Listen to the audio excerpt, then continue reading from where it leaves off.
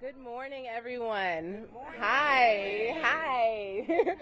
Welcome to Rhode Island Avenue Main Street. My name is Michaela Blanchard, Executive Director of DC Squared, and we are a proud nonprofit, community-focused organization that is running the incomparable Rhode Island Avenue Main Street as well as Bladensburg Road Main Street. Thank you all for joining us today. Thank you. Thank you all for joining us today. We are so excited to be the destination for the kickoff to DC Small Business Week 2024. Thank you to Mayor Muriel Bowser for allowing us the privilege to show off a few of our small but mighty small businesses and hold a ceremony that a celebratory moment on Rhode Island Avenue Main Street. Thank you to Director Rosemary Suggs-Evans, as well as Charlie Lewis, Virginia Marie Rohr, and all of the wonderful staff at DSLBD for the commitment to this day,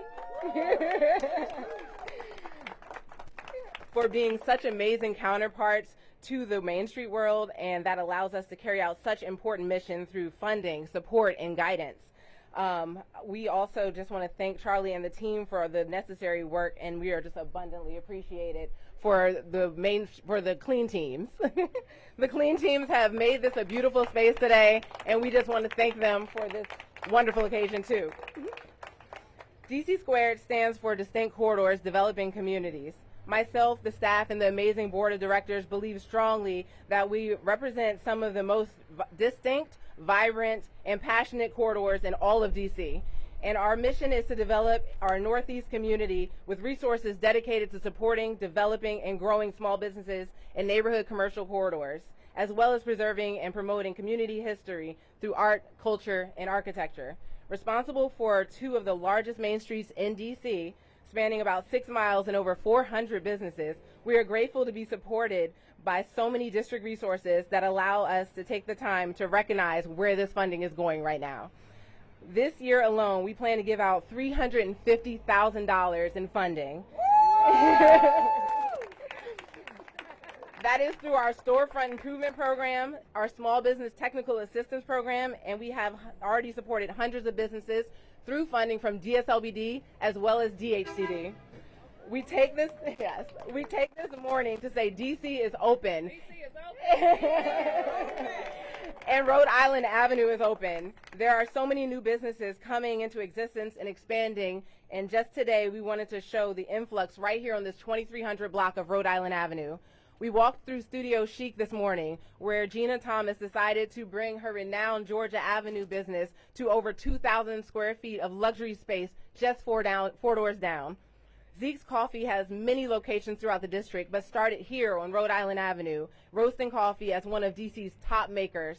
They have not only caffeinated the community since the inception, but now grow their cafe to a larger hub for community gathering.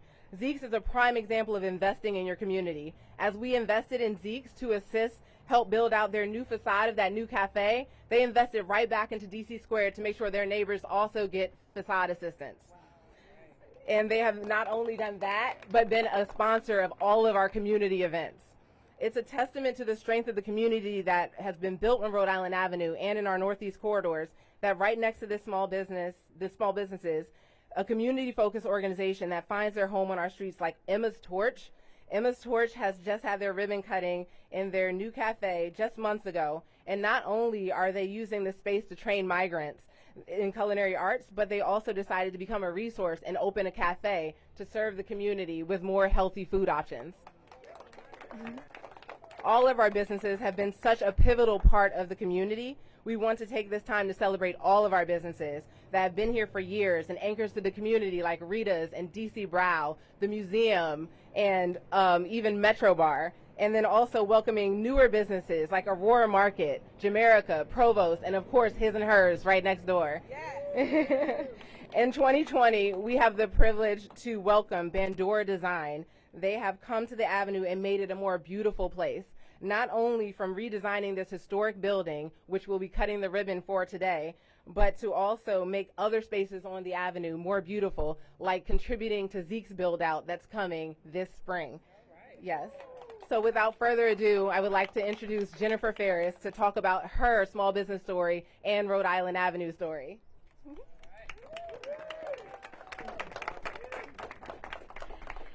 Hi, good morning. Good morning, Mayor. Good morning. I am Jennifer Ferris. I am the proud owner of Bandura Design. We are a woman-led CBE business operating here in Washington, D.C. We specialize in hospitality and multifamily commercial interior design. We have worked on projects all over the country, but the ones that are especially meaningful to us are the ones that are based here in Washington, D.C. One of those projects is the Capitol Hill Hotel that we completed the renovation for about a year ago. It's a beautiful space. Just one block from the Capitol building. We made the decision to move to Rhode Island Avenue in 2019.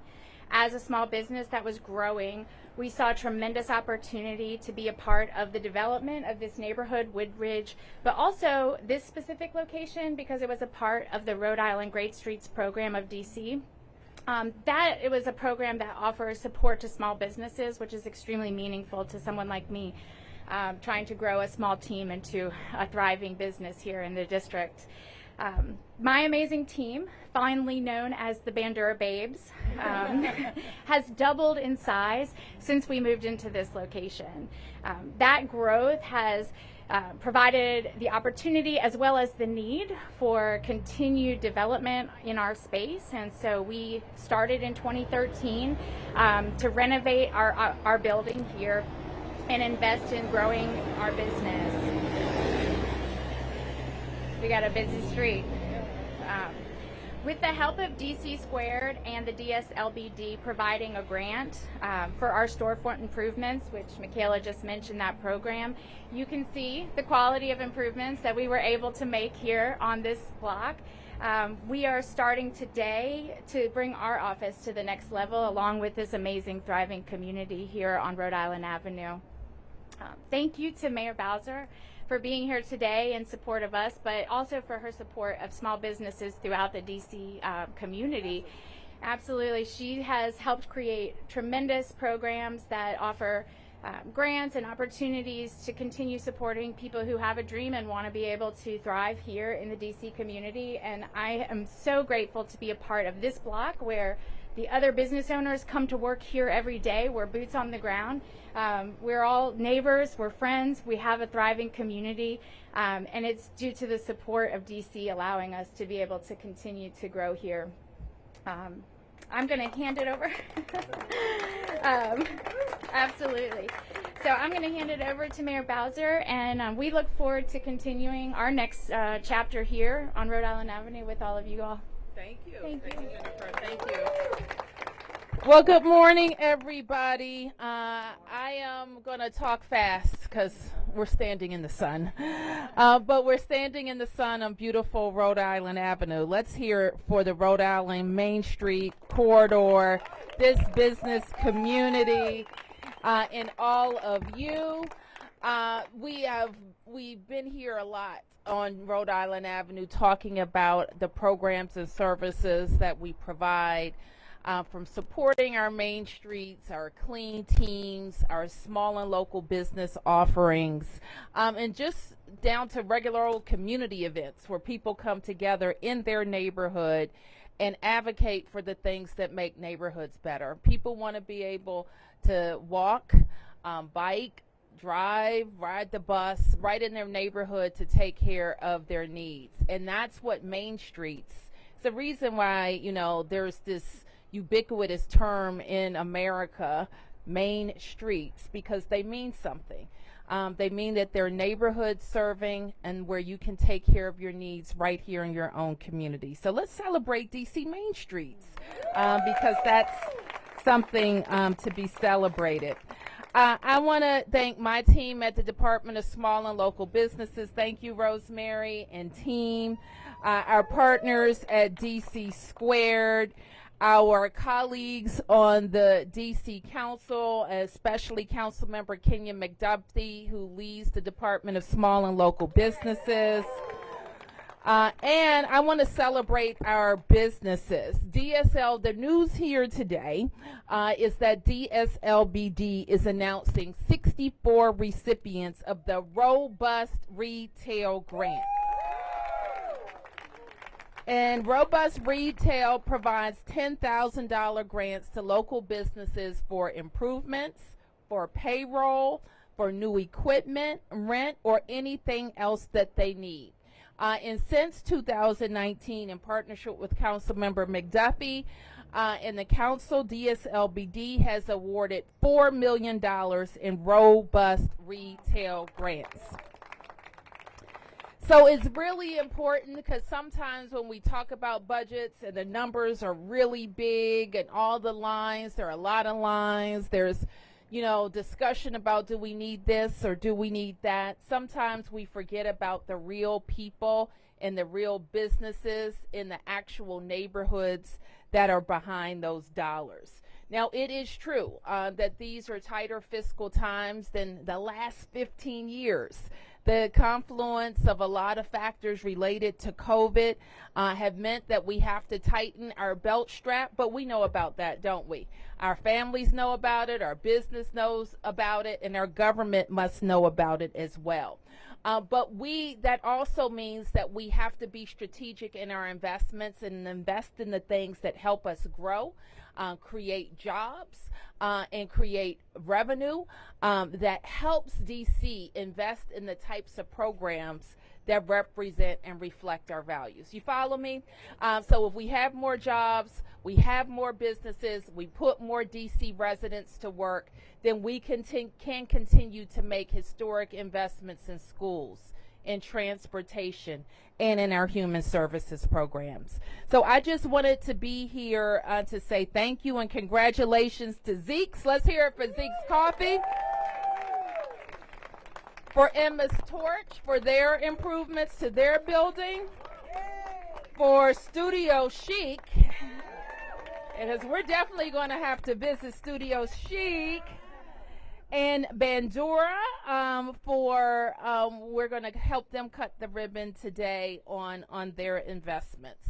So let me just highlight, and then I'll introduce our council member, and I'm doing that strategically because his committee at the council, you know how it works. I propose a budget, the council reviews my budget, and then it will make its own budget. And we hope that the decisions that they make reflect the priorities that we have been very carefully considering for the last months. But first on our list, to help make it easier to do business with DC, $26 million to implement the BEST Act that passed in the council, $1.5 million to improve the DC business portal. So when these nice, very polite businesses go to get those permits and open up, when I come around, they're going to say, you know, Bowser, that was the best process ever. That's what we're going for. $6.7 million for our clean teams. And $7 million for our retail grants through programs like Great Streets, Locally Made, and Robust Retail. So with that, thank you again, Ward 5. Thank you, Rhode Island Avenue. And thank you to our small businesses. You know, that's a tough job, isn't it? You get up trying to make payroll, pay rent, work with the government, and do the thing that you're passionate about. And so we're grateful to our small business owners who serve us and who represent the best of DC values. So with that, Councilmember McDuffie. Thank you. Thank you, Madam Mayor. I'm going to try to keep my remarks brief too before we all start to melt out here in this 90-degree heat. But it is a beautiful day to be on beautiful Ward 5, specifically along Rhode Island Avenue and the Main Street.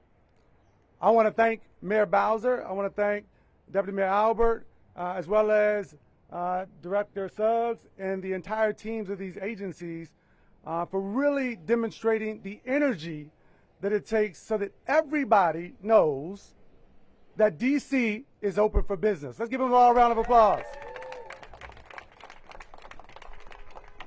So, like me, Mayor Bowser is a fellow DC native and native to Ward 5, and so she remembers back in the day when you didn't have as many choices along Rhode Island Avenue. But about 12 years ago, when I represented Ward 5, we started to focus with the residents along these communities on trying to change that. And when Mayor Bowser became mayor, we doubled down on that energy as well as the resources to these small businesses along this corridor so that businesses like Carl's, businesses like Wami, and some of the long-term businesses can be joined by businesses like Provost, businesses like His and Hers, businesses like Zeke's Coffee. And now, today, with these additional investments that we've been making, you see the build-out of wonderful businesses like John's Zeke's Coffee. You see the investments that are being made when businesses move from Georgia Avenue over to Rhode Island Avenue Main Street, like Gina and Studio Chic, right? We see all the work that's going into Bandura Designs and the wonderful work that is being done by Jerry as well, by Jennifer, as well as the wonderful space that Jerry has and the wonderful work that this nonprofit Emma's Torch is doing. And so these investments really clearly demonstrate that DC is putting our money where our mouths are when we say that our small businesses are truly the backbone of our local economy. Do you all agree? So I represent the Council of the District of Columbia's chair of the Committee on Business and Economic Development. And the mayor knows, as a former council member, that we don't always agree with the executive. But one of the things I really, truly appreciate is the energy that this mayor is putting into restoring and revitalizing our downtown, because we absolutely have to do that, right? Yeah. But she's also demonstrating with this announcement and some of the other announcements that I've joined her at, that the investments are going to go downtown, but they're also going to happen right here where you all live, where you all go to school, where your kids go to daycare, where you walk your dogs, right along these main streets. And so I want to again recognize Mayor Bowser for making sure that our small businesses are the people who live here, our entrepreneurs are born and raised here, the folks who hire our local residents are getting the resources that they need so they can be a part of this comeback. I appreciate you all allowing me to be a part of this announcement today. Let's continue to celebrate the investments from robust retail and all the other investments that we have in this budget. Thank you, Mayor. Thank you all. Thank you. Okay, so let's cut a ribbon and then we'll have time for a few questions.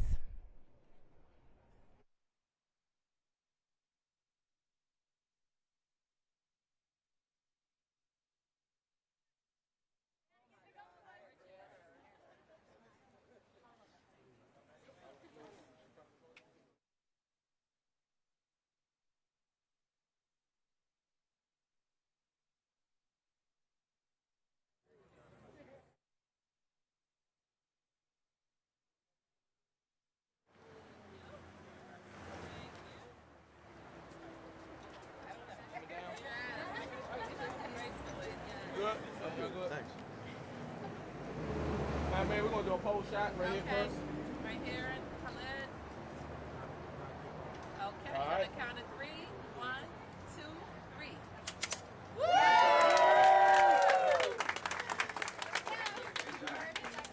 Y'all right. And I'll be in with you in a second, I think. Thank you.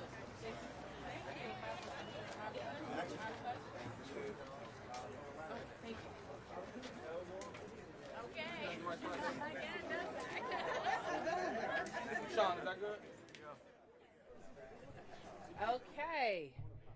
All right, we're going to be able to take a couple press questions. Any questions? Any questions? Yes. Mick, thank you for taking a few questions. Sure. Lily with Fox 5. As you mentioned, it can be very tough to be a small business owner. What are some resources if, let's say, there's a business owner who is interested in starting a business in DC, or perhaps they just want more help from the city of DC? What are some resources that are available that you can highlight for us?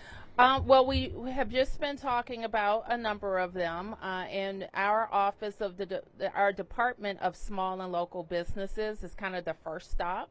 Our Deputy Mayor for Planning and Economic Development, who's with us today and runs our economic development programs, and I would tell people to go to obviously.dc.gov. And if may I ask one off-topic question? Mm-hmm. Go with one on-topic. Sure, I can. Hi, Mayor. Thanks, Mayor. This is Megan at the Post. I know you talked a little bit about last week. It's tough to compare Main Street's small business investments with the downtown investments. They're not necessarily comparable. But can you walk me through, looking at the $4.9 million investments in the Main Streets program, how you kind of sized up what that right investment was to get the biggest bang for the buck? I'm going to ask some members of my team who may be more familiar with all of the various investments in Main Streets, but I'll tell you how we start, and I think this is how we started in this case. We looked at our existing investments and shored them up. And Main Streets have grown over the years that I have been involved, and their missions have shifted a little bit too. And so the real spirit of the Main Street model is that nonprofits, local organizations start and fund their activities on local corridors. And they become the champions of the corridor, and they work with the government agencies to help direct resources. Over the years, the DC government has become more of a financial partner with DC Main Streets, and we continue to support that. At the same time that the Main Street organizations are also seeking philanthropic support and other private investment. Anything to add on the particulars? Well, the mayor got it right. Right, so the investments aren't just with the Main Street dollars, but we also have investments as it relates to what we're talking about here, robust retail. That's going to go to businesses all across all 8 wards. We have the $26 million in the BEST Act. That's going to assist businesses across the district. All of these are investments. The $1.5 million to help with licensing.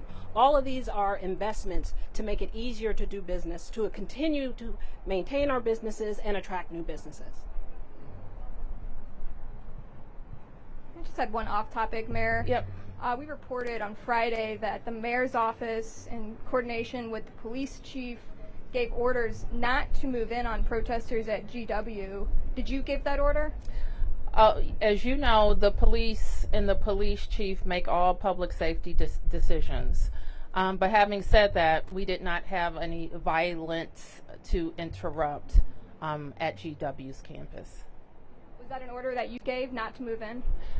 I already answered that question. The police chief, if we have a public safety issue, is always the last word.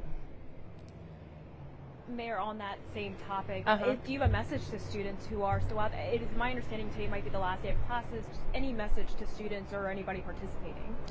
Listen, we are Washington, D.C., and we are, by design, a place where people come to address the government and their grievances in the government. And over the years, we have developed strategies and expertise in policing First Amendment activities.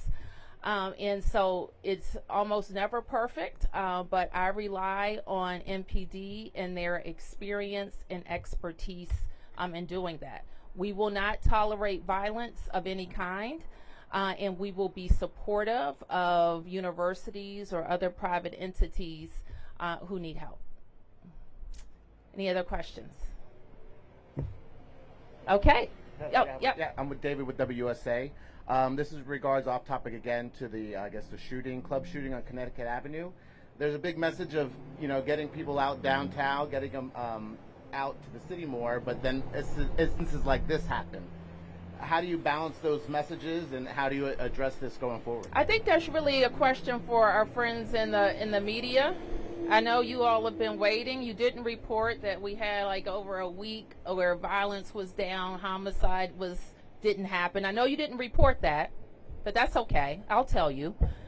We had a period of relative peace across all 8 wards, and I want to thank the men and women of MPD, our federal partners, and our community partners who have said enough is enough. And I'm going to learn more about that nightclub shooting. Our business owners, our nightclubs, our ABC licensees, they have an extra duty when they invite people into their facilities to ensure safety. and we are going to hold them accountable for doing that. So I'm going to learn more about the instances that happen at that particular club, because we don't want anybody to come to a club to have a good time and be confronted with a person willing to use a gun. I understand, I believe that there was an arrest made in this case, and we're going to follow this case and make sure that there is justice served. All right, thank you, everybody. Let's take a look at Bandora.